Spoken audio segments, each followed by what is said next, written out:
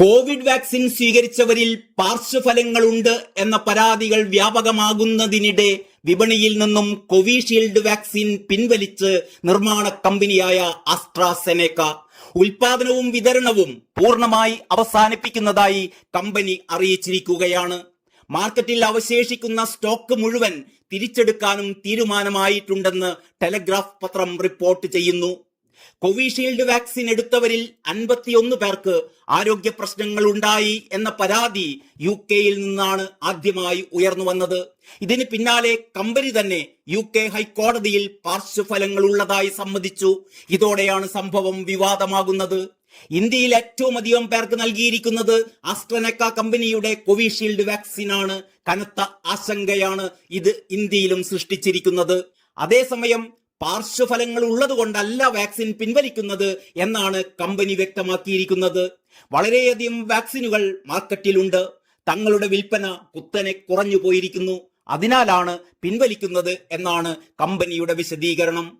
യൂറോപ്പിൽ വാക്സിൻ പിൻവലിക്കാൻ അനുമതി നൽകണമെന്നാണ് കമ്പനി ആവശ്യപ്പെട്ടിരുന്നത്. ഇതിന് അനുമതി ലഭിച്ചിരിക്കുകയാണിപ്പോൾ.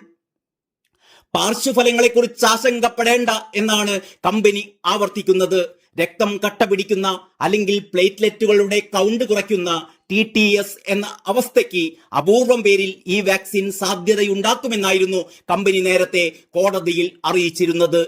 കോവിഷീൽഡുമായി ബന്ധപ്പെട്ട ഹർജികൾ നമ്മുടെ സുപ്രീം കോടതിയിലും എത്തിയിട്ടുണ്ട്. ഹർജികൾ ഉടൻ പരിഗണിക്കാമെന്നാണ് കോടതി അറിയിച്ചിട്ടുള്ളത്. വാക്സിന്റെ പാർശ്വഫലങ്ങൾ പഠിക്കണം എന്നതാണ് ഹർജികളിലെ പ്രധാന ആവശ്യം. COVID-19-നെതിരായി നൽകി വന്നിരുന്ന കോവിഷീൽഡ് വാക്സിന് ഗുരുതരമായ പാർശ്വഫലങ്ങൾ ഉള്ളതായി വാക്സിന്റെ നിർമ്മാതാക്കളായ ആസ്ട്രാസെനെക്ക തുറന്ന് സമ്മതിച്ചതിന് പിന്നാലെയായിരുന്നു സുപ്രീം കോടതിയിലും ഇത് സംബന്ധിച്ച ഹർജികൾ ഫയൽ ചെയ്യപ്പെട്ടത്.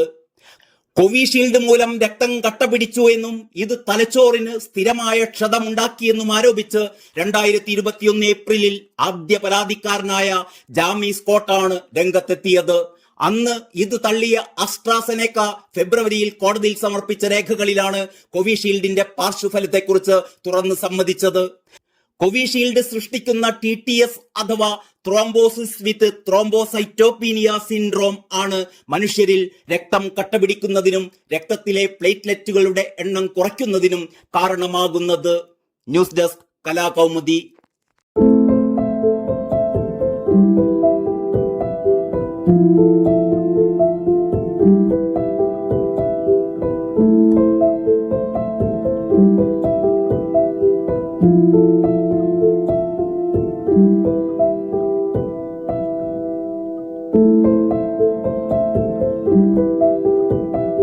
Thank you.